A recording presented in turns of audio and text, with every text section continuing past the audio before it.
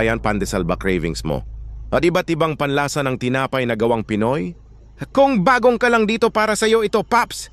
Yung maliit na roundabout, pasok ka lang sa eskinita at madadaanan mo mga talyer kahilera lang. Nila ang pwesto na ito. Renyes Cafeteria pala ang pangalan nito. Nasa Menglite lang ito, landmark nito. Tara pasukin natin at tignan mga bagong luto na tinapay at balita kung meron din silang bibingka. Dito ayan iba't ibang putahe ng tinapay. Ikaw na lang ang hinihintay, pumakyaw, tara. At ito na tignan na natin mga tinapay nila at totoo nga, meron ngang bibingka yayariin. Kita mamaya hehehe Tom Jones na rin ako mga Paps, marami. Gang mapagpipilian na yasin ng tinapay, pandesal at iba pa pati. Palaman nandito na rin, hindi ka naalayo, aboy kamay mo lang labat at dahil nakarami na kami oras na para magbayad tayo. Ayan, 1,000 pa ulit para sa mga ngayon lang makakapunta. Dito no more homesick, punta lang dito. Mag-almusal o magmerienda, feel at home ka na lalo. Kung may kasama ka, masarap din magkape-kape dito.